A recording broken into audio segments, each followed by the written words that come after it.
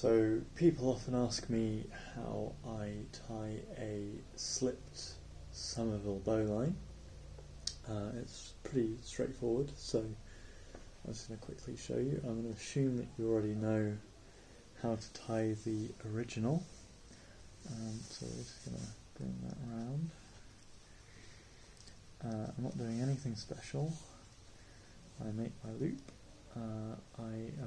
I do need to give myself a little bit more bite, so I create my loop and I pull through as normal, and then when I come to pull my bite back through, I just pull a loop, and in fact I haven't given myself quite enough, but such is life.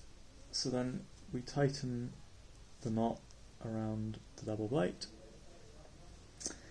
and then we've got this slipped part, and it's nice and neat, keeps everything secure if we just put that over. Oh, yeah, there we go. And then when you've done that, you pull your bite back through, your double bite back through, pull it nice and tight, and then this is good and secure. So this way it's not going anywhere.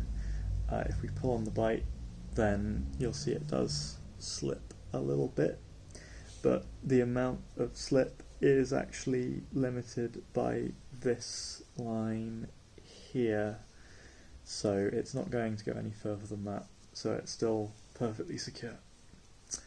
And so I'm just going to put some tension on it to show you how it comes undone.